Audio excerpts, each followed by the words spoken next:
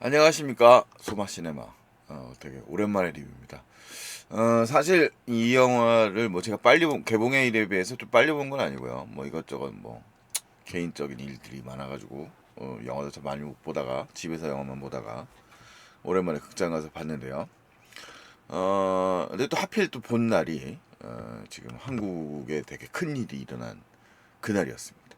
그래서 뭐 요걸 만들어 놓고 지금 PPT를 만들어 놓은 다음에 에, 리뷰를 딱 하려고 했는데 뭐 그런 일이 막 터지니까 뭐 집중도 안 되고 그래서 지금 뜬금없이 며칠 지나가지고 리뷰를 하게 됐네요.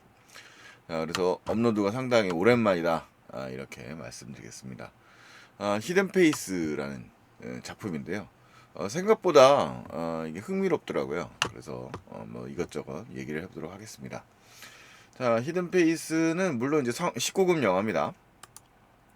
감독은 김대우 감독인데요. 김대우 감독은 좀 영화세계가 되게 독특한 분이죠. 원래 각본을 쓰시던 분인데, 이분이 이제 데뷔한 지 꽤 됐어요. 아이고, 잘못 나왔고요. 어, 이 2006년도에 음란서생이 이제 연출 데뷔작이죠. 이 뭐 서정적 조선 시대에 말 그대로 이제 그 음란한 소설을 쓰던 작가, 뭐 이런 이야기를 다루고 있는 되게 뭐 조선이라고 하는 일종의 유교 국가의, 그러니까 성리학의 나라에서 그 억눌린 욕망을 예술로 이제 예술적으로 표현하는 사람들의 이야기였죠. 어쩔 수 없는 뭐 그런 이야기입니다. 그래서 그런 비슷한 이야기를 이제 또 방자전이라는 또 이 춘향전을 비틀어버리는 그런 작품으로 또 흥행을 또 어느 정도 거두면서 자리를 잡게 됐습니다. 김대우 감독만의 세계라고 말할 수 있을 것 같은데, 그 다음에 이제 이 영화 히든 페이스 이전에 이제 마지막으로 만든 장편 영화가 인간 중독이었죠. 이 작품은 이제 베트남 전쟁 시기에 이제 그 군인들 사이에 펼쳐지는 상관과 이제 그 부하의 와이프와의 그런 좀 관계를 다루고 있는 뭐 또 굉장히 독특한 영화였습니다. 군사 정권 시기라고 하는 또 독특한 시기를 다루고 있는 작품이었고요. 그리고 나서 이제 이 히든 페이스라는 작품은 사실 이제 촬영한 거는 2022년도에 촬영이 다 돼서 개봉이 정상적이라면 뭐 2022년 말이나 2023년도에 개봉이 됐어야 됩니다만 시간이 상당히 밀려서 개봉을 하게 됩니다. 히든 페이스의 원작 영화는 지금 넷플릭스 등에서 볼 수 있는 콜롬비아 감독의 영화죠. 히든 페이스라는 작품이고요. 뭐 이 작품은 사실상 뭐 거의 재창조했다라고 하는 이야기가 많더라고요. 뭐 제가 이 영화까지 챙겨보진 않았는데 원작 영화까지는. 자, 평은 그렇습니다. 뭐 한 두 개 반에서 세 개 반까지인데 이 영화의 성격 자체가 되게 밀실 드라마고 취향을 많이 타는 영화죠. 그래도 이 이용철 감독의 경우, 이용철 평론가의 경우는 원작의 뼈대에 육체와 내면을 부여했다, 이렇게 해서 좀 상대적으로 호의적인 평이었고요. 그 다음에 이동진 평론가는 야단스러운 이야기에 요란한 재미, 이렇게 말씀해 주셨습니다. 오진우 평론가는 의심과 집착과 욕망이 만드는 고약의 사랑의 테스트라고 해서 좀 비판적으로 영화를 좀 평가를 했습니다. 뭐 대충 뭐 제가 뭐 별점을 부여한다면 뭐 한 별 3개 정도라고 저도 생각을 합니다. 자, 이 영화의 주인공은 이제 세 명의 인물이 사실상 뭐 이야기를 다 끌고 간다고 봐야 되니까요. 성진 역할의 송승헌 배우가 연기를 하고 있고, 수연 역할의 조효정 배우, 그다음에 미주 역할의 박지연입니다. 그리고 이 세 사람의 미묘한 권력 관계를 다루고 있는 영화라고 말할 수 있겠습니다. 그것이 이제 김대우식으로 연출되었다고 말할 수 있겠는데요. 자, 일단은 이 영화는 이제 그 피드백을 한 두세 번 정도를 하는 것 같아요. 뭐 지금 제가 좀 본지 돼가지고 정확하게 기억을 못 해가지고 좀 합니다만 적어도 두 번 이상은 됩니다. 그러니까 이야기의 맨 처음에 시작은 이제 우리가 이 영화가 이목을 끌 요소, 그 소위 말하는 정사씬, 이 장면이 이제 앞쪽에 배치되어 있죠. 그 장면, 그것이 이제 또 이야기를 또 피드백을 하면서 한 두 번 정도 다시 또 한 번 정도 더 반복이 되고 이제 또 다른 정사씬이 그러니까 같은 시점의 정사씬이 이제 두 번 다른 시점으로 묘사가 되고 뭐 이거 이렇게 말로 하는 게 좀 별로 의미는 없습니다만 어쨌든 간에 한 번 더 반복됩니다. 그러면 이제 이 영화에서 사실은 이제 이 지금 이 성진이라고 하는 인물은 좀 가장 어떻게 보면 수동적인 인물인데 영화의 시작은 이제 성진이라고 하는 인물이 송승헌이죠. 인물이 이제 영상을 보는 걸로 시작을 합니다. 조효정이 연기하는 수연이라는 인물이 이제 어디 갔다 온다. 그냥 뭐 예고 없이 지멋대로 뭐 떠난다는 얘기를 하는 영상을 보게 되는 거고요. 그 다음에 이제 성진이는 이제 갑자기 홀로 남아 있는데 이미 이제 표정 등에서 알 수 있는 것처럼 이 예측 불가능하고 지멋대로인 수연이라는 여성과 결혼 생활을 하면서 좀 피로감을 느끼고 있다는 모습을 우리가 알 수가 있습니다. 이 성진과 수연은 사실 부부 관계이긴 합니다만 그 경제적 소득 계급 수준 계층 수준으로 봤을 때 성진은 영화에 이제 직접적으로 자신의 본가가 나오지 않습니다만 대략 뭐 자기는 사실 분식집 아들이다라는 대사가 나옵니다. 그게 이제 미주라고 하는 인물과 또 연관이 있는 건데 이 인물과 연관이 있으면서 동시에 이제 이 미주죠.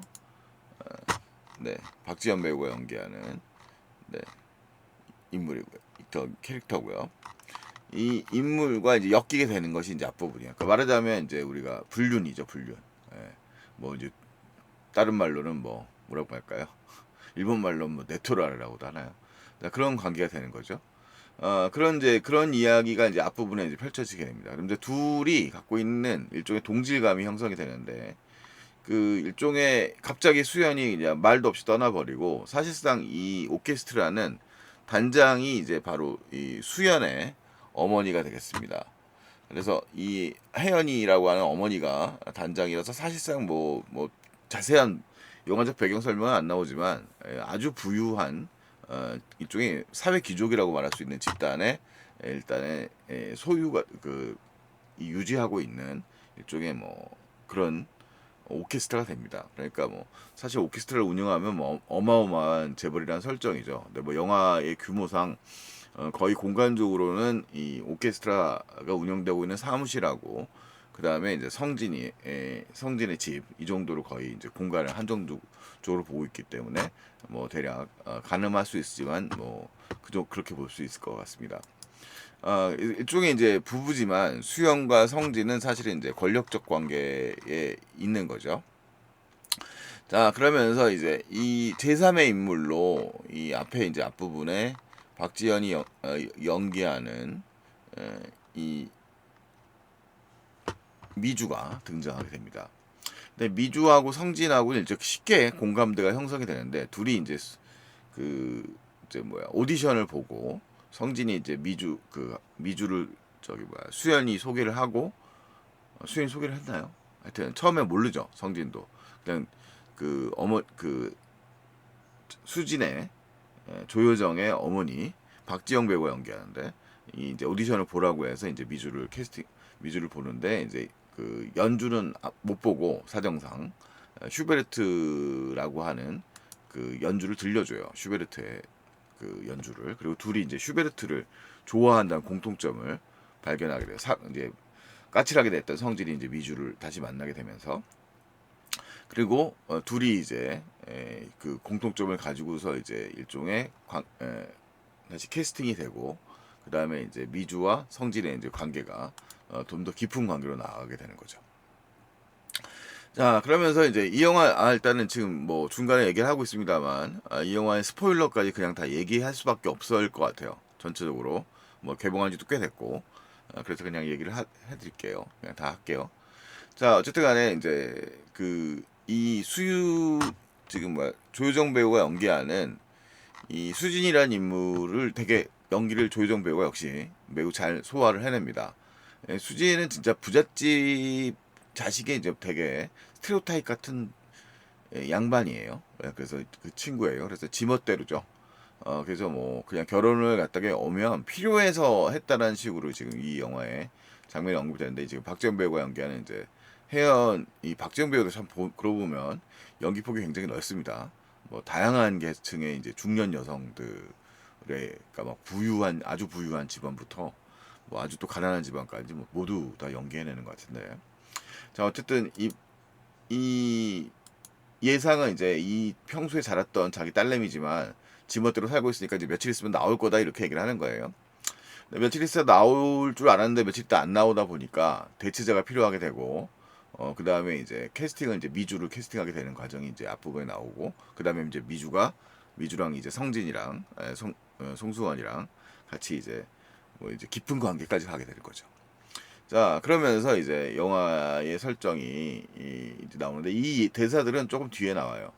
그리고 이제 성진이 이제 지금 이 다른 오케스트라 단원들을 대하는 태도와 자신에 대한 좀 냉랭함 같은 것들을 미묘하게 이 수진이 느끼게 되는 겁니다. 이제 대사 장면 이것도 되게 어떻게 보면 그 권위적인 관계들 갖다 형성하고 있는데 이 성진과 오케스트라 단원들이 연습하고 있을 때 첼리스트에 불과하죠. 하지만 실권자라고 할 수 있는 수진은 이제 그의 단장인 어머니와 위에서 쳐다보면서 성진 실제로 오케스트라를 운영하고 있는 지휘자라고 할 수 있는 성진은 소외된 상태에서 내려다보고 있는 거고 그 속에서 이제 성진이 다른 오케스트라 단원을 갖다가 어, 이렇게 상대하는 장면을 좀 보고 있는 장면이에요. 그것을 이제 위아래로 오케스트라 단 위층에서 일부러 이제 배치했다고 말할 수 있죠. 그리고 그 관계를 보고 그다음에 이제 그 성진의 경우에는 나중에 못마땅하다게 느꼈다는 걸 당연히 알 수 있습니다만 어쨌든 그 권력적 관계들을 이제 설명하고 있는 거죠. 이 장면 지금 스틸 나와 있는 장면은 조금 이제 영화의 후반부 장면이고요. 자 그러면서 이 영화가 이제 피드백이 됩니다. 그러니까 이 미주라고 하는 인물과 단순히 이제 맨 아파트에서는 이제 성진과 미주의 관계가 일종의 불륜 관계로 성적 관계로까지 발달되는 정면 정도로 가게 되는데 이제 그 두 번째 시퀀스로 넘어가게 되면 3개월 전의 장면이 나와요. 그래서 그 성진과 수연은 이제 3개월 전에 이제 처음으로 일종의 결혼 부부 관계를 시작할 수 있을 만한 어떤 모티브들이 형성이 되는데 귀국을 하거든요. 근데 영화에서 이제 이 수연의 대체자로 등장하는 미주라고 하는 인물이 이제 바로 이미 성적 관계까지 맺어진 영화의 앞에 첫 번째 시퀀스에서 이제 다 보여준 다음에 그 다음에 이 수연과 미주가 원래는 알았던 사이라는 것을 갖다가 이제 그 공강 시퀀스로 설명을 해주죠. 그러니까 성진이 이 수연과 함께 들어오는데 성진이 잠깐 커피를 사러 간 사이에 수연과 미주의 대화 시퀀스가 등장을 합니다. 그리고 이제 영화에 이제 실체가 등장하는 거죠. 사실 이제 수연은 일종의 말하자면 그 이성애자가 아니라 동성애자입니다. 그래서 수연과 미주는 그 아주 어린 시절부터 이 둘은 같은 교수님 밑에서 그 일종의 레슨을 받았던 그런 관계예요. 뭐 어떻게 보면 또 이게 뭐 외국에서도 이런지 모르겠지만 하여튼 같은 스승한테 사사받은 관계인 거죠. 그래서 그 이전부터 알았던 관계고 이 성진과 수연이 이제 살게 되는 집 자체 현재 이제 지금 인테리어를 많이 거쳤습니다만 그 영화의 첫 장면부터 등장한 이 공간 집이라고 하는 공간은 사실은 이제 수영과 미주 두 명의 여자 주인공이 모두 이제 첼로를 배웠던 스승의 집이었던 거죠. 되게 오래된 2층 건물이라는 거죠. 그런 면에서 사실 공간의 구조성을 되게 강조한다는 측면은 또 기생충하고 또 유사한 면이에요. 그러니까 물론 기생충도 영화가 거의 이제 중반 이상 넘어간 다음에 이제 그런 새로운 세계, 새로운 언더그라운드가 나오면서 영화가 또 새로운 전기를 맞이하는데 이 영화는 뭐 조금 앞입니다만 앞쪽에서 이제 새로운 비밀 공간이 있다는 것이 등장하죠. 자 일단은 그러면서 이제 이 미주와 수연은 사실은 이제 금기된 관계지 않습니까? 뭐 어쨌든 간에 공식적으로 오피셜한 관계가 아닌 상태에서 자기들끼리의 연인 관계가 형성되어 있었다는 것이 이제 영화의 또 전사로 등장하게 되는 거고요. 자 그러면서 이제 다시 이야기가 이제 본격적으로 어떤 스토리인가를 재구성해 줍니다. 그래서 사실 이제 이 앞에 그 말씀드렸던 것처럼 사실 이제 어떤 이 수연이라는 인물 그 영화의 앞부분 첫 번째 시퀀스에서는 아예 존재로 등장하지 않는 호련이 그냥 떠나버렸던 이 조효정이 연기하는 수연이라는 인물의 캐릭터성이 굉장히 중요하게 됩니다. 실제로 이 수연은 어떤 사람이냐면 이제 자기가 그 사랑을 무조건 사랑받아야 되는 사람인 거예요. 그러니까 이게 이제 그 이 사람의 캐릭터성, 그러니까 자기 멋대로 하는 특성이라고 하는 게 뭐 아쉬울 거 없는 사람이고 당연하게 태어날 때부터 금수저인 거죠.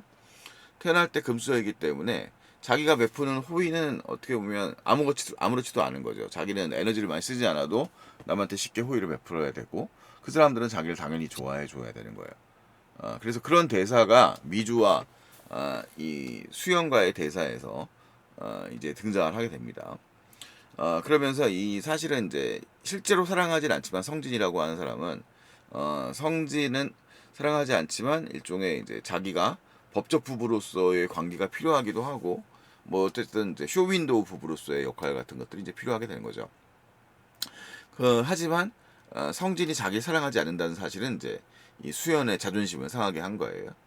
그래서 영화는 이제 이 영화가 이제 은근히 얘기하고 있는 이 비밀 공간의 특성을 이제 보여줘요. 일종의 패닉룸이 영화 속에 이제 있는 거죠. 성진만 그 존재를 모르고 영화를 보는 관객들과 그다음에 수연과 미주는 알고 있습니다. 그래서 이제 이 미주와 수연이 일종의 계획을 세우게 되는데 뭐 다소 엉뚱하긴 하지만 수연이 이 패닉룸에 들어가서 자신이 없는 상태의 성진을 관찰하는 거죠. 자, 그러면서 일종의 시선적으로 상대방 성진은 자신을 보지 못하고 수연은 성진을 볼 수 있는 그런 관계입니다. 그러면서 키득키득 거리면서 며칠 숨어 있어야지라고 생각하고서 이제 자기 없는 상태에서 외로워하는 것을 이제 즐기는 거죠. 자기 부재를 통해서 성진은 자신을 절실하게 느끼게 될 것이라는 전략을 세우게 되는 거예요. 하지만 이제 이 관계에서 일종의 혁명이 일어나게 됩니다. 미주와 수연의 관계. 사실 미주와 수연의 관계도 이 영화의 결말까지 이르는 그 일종의 모티브가 되게 중요한 부분인데, 미주와 수연의 관계에서도 권력적 우위에 있는 존재는 수연이거든요. 그러니까 수연은 덜 사랑하는 방식으로 상대방을 지배하는 거예요. 그것을 뭐 돈이든 뭐든 간에 이용해서. 그래서 미주를 실제로 이제 그 이성애자가 아니라 동성애자지만 이 미주의 자기를 더 사랑하는 마음을 일종의 밀당을 땡기면서 이용하는 거고, 애초에 이 공간이라고 하는 공간 자체가 미주의 생각에는 이 일종의 그 자신과 미주와 그다음에 수연의 일종의 자기들만의 하우스의 공간으로 형성이 되었던 거예요. 그런데 이제 그 수연은 그 룰을 자기 멋대로 깨버린 거죠. 원래 멋대로 하는 그런 권력자니까요, 실제로. 그래서 깨버리니까 미주가 일종의 수연을 갖다가 감금하는 방식으로 이게 징벌을 내리는 겁니다. 자, 그래서 어쨌든 이제 이 둘은 미주의 이제 전략이 다시 이제 흘러가게 되면서 미주가 이제 성진과 일종의 보여주기 위한 사랑인 거죠. 서로 질투를 유발하기 위한 사랑이죠. 약간 뭐 다분히 좀 자기적일 수밖에 없는 요소들이 있습니다만, 이 영화의 흥미로운 부분은 이 영화 계층 드라마, 계급 드라마로서의 기능을, 그러니까 권력적인 일종의 드라마를 한다는 측면에서 흥미로운 부분이 있습니다.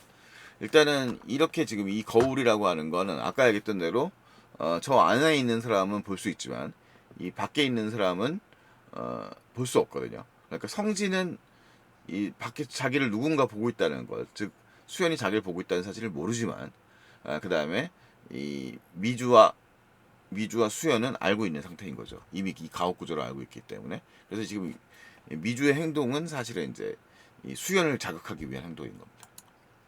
자, 이런 이미지예요. 이런 상태를 보고 있고요. 그래서 영화는 이제 영화 중반까지는 이 어떻게 하면 이제 수연이 일방적인 감금 상태에 갇혀 있는 상태고, 상대방에서 뭐 사실 성진의 경우에는 실제로 뭐 이 수연을 깊이 사랑하고 있는 것 같지는 않고 일종의 출세를 위한, 그러니까 이 사람이 그 고민하고 있는 거는 자기의 성공이 무너지는 것 자체에 대한 고민을 하고 있는 거거든요. 그런 고민을 하고 있는 거고, 미주는 사실 노예에 가까워요. 이 수연에 대한 질투심을 유발하면서 그녀를 자극하는데 목적이 있는 겁니다. 그래서 어쨌든 뭐 이렇게 된 이상이라고 하는 약간 좀 무대책의 캐릭터에 가깝습니다. 그 배우의 이미지와는 달리. 자, 그러면서 이제 영화의 이제 서스펜스는 이게 실제로는 밀실에 가깝기 때문에 수연이 영화에서는 이제 뭐 갖고 들어간 게 오래 있겠다고 생각하고 여길 들어간 게 아니기 때문에 먹을 거라든가 이게 충분히 갖고 들어간 게 아니거든요. 근데 그 속에서 이제 어떻게든 간에 버텨내고 좀 빠져나가기 위해서 이제 뭔가 소통을 해야 되는 뭐 이런 부분의 서스펜스들이 영화의 이제 중반부까지 좀 작동을 합니다. 거기서 이제 당연히 이 여기서 이제 고립되어 있는 수연의 연기를 한 지금 이 조효정 배우의 심리 묘사라든가 이런 액팅이 되게 중요한 요소가 되는 거고요. 반대편에 이제 이 사실을 알고 있는 미주와 그러니까 이제 미주는 일종의 롤을 차지하는 거죠. 그러니까 수연의 부재한 자리를 차지할 일시적이나마 차지할 수 있다는 생각을 좀 갖고 있고 그런 좀 권력적 우위에 서 있는 상태가 되는 거예요. 뭐 이게 뭐 뭐 사도 메조이즘과도 뭐 약간씩 연결될 수 있겠는데 뭐 그런 식으로 폭력적으로 뭐 묘사되는 것도 아니니까 어쨌든 간에 자 뭐 그러면서 성진의 경우 사실 영화에서 이 송승헌 배우가 하는 성진이라는 인물은 지극히 상황 자체에 가장 무지한 인물이거든요. 그래서 영화가 끝날 때까지도 이 성진은 어떤 각성을 하지 못합니다. 그 물론 상황 자체를 이제 후반부에 가면 어떤 상황인지는 알게 되지만 그 둘의 진실 같은 것들에 대해서 깊이 이해하지 못하는 것 같아요. 자, 어쨌든 간에 이제 수연의 경우가 이제 이 영화의 흥미로운 지점은 이제 영화의 이제 클라이막스로 가게 되면서 이들의 관계가 다시 풀리는 방식이 있는데 사실상 영화는 형사법상으로 봤을 때 사실은 감금 또는 이제 사망에도 이를 수 있을 정도의 위기 상황까지도 이들을 이제 몰아넣게 되는 거거든요. 미주가 일종의 알면서도 수연을 감금해 놓은 상태가 된 거고, 그다음에 성진도 바로 구해내지 못해요. 자신의 그 지금 위치에 올라와 있는 것들이 탄로날 거라고 하는 되게 어리석은 판단을 하기 때문이어서 이게 이제 정말로 빨리 결행해가지고 빨리 끄집어냈었어야 되는데 성진의 입장에서는 그러지 않게 되는 거죠. 그래서 요런 상태에서 결국은 이제 영화의 이제 후반부에 가게 되면 어쨌든 간에 수연은 살아나기 위해서 표현을 하게 되는 것이고 그러면서 이제 그 일종의 타협이라고 해야 되나요? 어떻게 방식 자체가 이제 마지막에 그 피드백을 가게 되면서 인테리어 공사를 하고 이제 하는 과정 이런 것들이 이제 피드백을 통해 가지고 이제 이들의 관계들이 다 영화에서 설명이 되고 맨 마지막에 이제 다시 이 권력의 관계가 다시 재정리가 되는 거죠. 그러니까 수연은 영화 속에서 다시 그 공간을 벗어나서 탈출하게 되고 그 다음에 이제 반대로 미주가 감금이 되는 상태가 됩니다. 자, 그러면서 이 영화의 마지막 장면은 사실 좀 더 약간 되게 그 이들의 그 본질적 관계들에 대한 이들의 실패한 혁명에 대한 이야기가 돼버리는데, 그러니까 영화에서 실제로 실천 일종의 일시적이나마 영화의 이제 전체적인 플롯에서 이 미주와 수연의 관계에서 수연이 사실상 이제 애초부터 금수저고 둘의 관계에서도 노예와 주인의 같은 관계예요. 말하자면 그런 대사적 설정들이 나옵니다. 자, 그 다음에 실제로 성진은 쇼윈도 배우자로서 필요한 존재인 거고 그러니까 실제 찐사랑은 아닌 거죠. 근데 이 찐사랑이라고 할 수 있는 이 두 여성의 관계 역시도 굉장히 비틀어져 있다는 게 되게 독특한 면이 있는 겁니다. 그러니까 실제로 미주는 더 그런 음, 일종의 자신에 대한 배신행위죠. 이 둘의 성진과의 이 수진과 결혼 관계라고 하는 건 애초에 자신과의 결혼에 가까울 정도로 사랑하는 사이인 자신을 배신하고 맺은 일종의 배신 관계에 대한 응징을 통한 일종의 감금입니다. 그 감금을 통해서 일종의 자신의 혁명을 이루려고 했던 거죠. 하지만 이 관계에서의 권력의 우위를 끝내 이 양자 성진과 미주 역시 극복해내지 못합니다.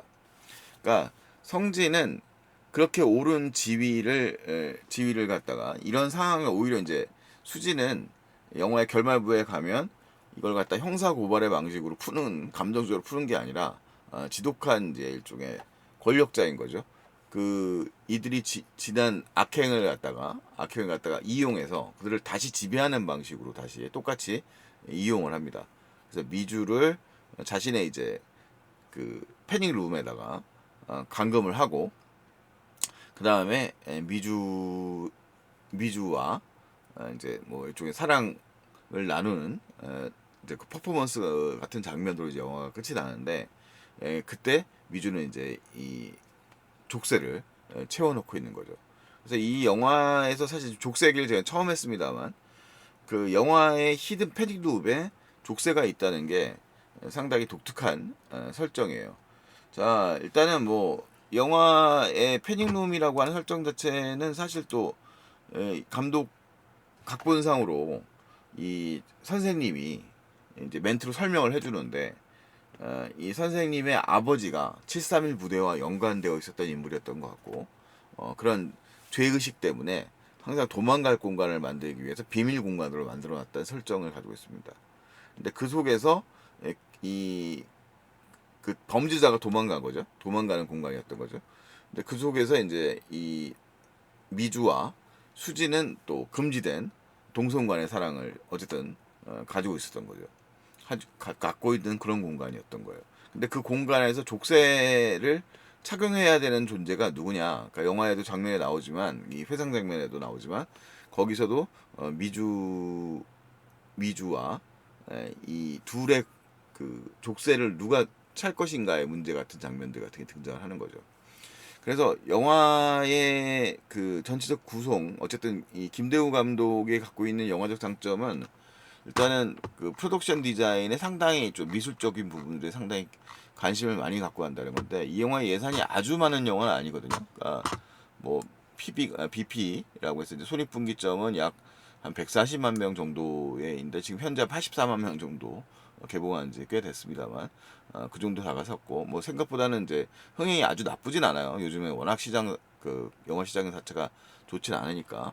그런데 뭐 어쨌든 간에 제작비 한 70억 정도인데 출연료랑 뭐 이런 것들을 제외하고 나면 이 프로덕션 디자인에 상당히 공을 많이 들였다는 걸 알 수 있어요. 공간을 물론 제한적으로 뒀습니다만 이 감금 상황에 있는 그렇게 딱 영화의 스틸들로 보면 이 수연이라는 인물이 상당히 뭐 지금 곤경에 처해 있는 상황인 것 같습니다만 물론 실제로 곤경에 처하고 영화가 이야기하고 있는 바는 영화의 표면적 소재라고 할 수 있는 불륜이라기보다는 이들이 결과적으로 일시적인 계급의 좌절, 이 계층적인 일종의 좌절 같은 거예요. 그러니까 이 금수저인 수연을 이들은 이겨낼 수 없는 거죠.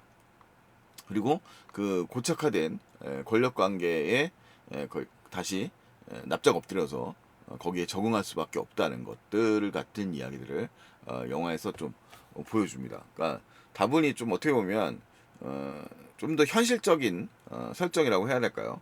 뭐 그런 이야기입니다. 그래서 뭐 여기서 뭐 이 송승헌 배우가 연기하는 성진이라는 인물은 뭐 사실은 이제 공경에 빠진 남자 이상의 뭐 아주 큰 의미는 없는 것 같고 둘이 갖고 있었던 일종의 그 작은 연대 미주와의 연대를 통해서 수연이라고 하는 문제적 그 지배자를 갖다가 잠시 지원할까에 대한 고민을 둘은 하지만 영화의 이제 후반부에 가면 결국 다시 수연의 휘하에서 편안함을 느끼는 보티에르가 얘기한 자발적 복종 같은 것에 빠져 있는 그런 모습으로 이제 둘은 묘사되고 있는 거죠. 뭐 어차피 이거는 뭐 실제 범죄 여부를 떠나서 영화적 메타포적인 설명이라고 드릴 수 있을 것 같고요. 그 속에서 이제 슈베르트의 음악이라든가, 그 다음에 이제 이 공간적인 구성의 그런 긴장감 같은 것들을 비교적 나쁘지 않게 연출했다는 생각이 되게 많이 들고 무엇보다도 이 세 배우의 에, 새 배우라고 하는 것보다는 일단 두 여배우들의 연기력이 상당히 괜찮은 편이라고 생각할 수 있습니다. 영화 자체는 이제 그런 메타포적인 그 비유적인 계층적 요소들의 묘사들을 조금 빼면 스릴러적 긴장감은 어쨌든 영화의 러닝 타임에 비하면 조금 농도가 높진 않은 편이에요. 그래서 영화가 그에 비하면 좀 늘어지는 좀 긴 느낌이 있죠. 그러니까 영화가 서사적으로 피드백을 뭐 4개월 후, 7개월 후 하면서 이 둘의 관계들의 설정을 이제 사세히 풀어나가는 방식이다 보니까 이 두 주는 좀 팽팽한 긴장감 같은 부분들은 조금 다소 묘사가 처지는 느낌은 있습니다. 그래서 스릴러적 긴장감 좀 부족하지만 이 조유정 배우의 그런 이 캐릭터 연기가 되게 뛰어난 편이고요. 그다음에 그것들 이, 이 영화적인 이 각본적인 그 계층 구조에 대한 묘사라든가 이런 것들이 상당히 흥미로워요. 그러니까 사실은 이제 이 수연이 그렇게 우아를 떨고 뭐 아무렇지도 않게 뭐 그 엄마의 표현에 의하면 엄마 혜연의 표현에 의하면 뭐 호텔 조식이나 먹고 있겠지 하고 지멋대로 돈 쓰는 걸 아까워하지 않거든요. 예, 그냥 뭐 영화의 설정에 나오는 것처럼 뭐 저기 뭐야 그 신혼여행지 같은데 뭐 3박에 한 1,000만 원짜리 그런 숙소 가는 거 뭐 얼마든 그 얼마이든 별로 상관없다. 어차피 내 돈 아니고 엄마 돈 쓰는 건데라고 말하는 장면 같은 데서 뭐 이들의 그런 좀 천진난만하지만 동시에 또 지멋대로인 그런 모습들을 발견할 수 있죠. 그러니까 이게 생활의 느낌이 없는 사람인데 그 부유한 생활의 느낌이 없는 사람에게 결국은 어, 밑에 갔을 때 안락함을 느끼는 이들의 좀 어떻게 보면 미주나 성질에 대한 묘사 같은 것들 또한 좀 씁쓸한 웃음을 남기는 뭐 그런 대목이라고 말할 수 있겠습니다. 그래서 영화가 실제 결말부에 가면 거의 블랙 코미디 같이 돼버려요.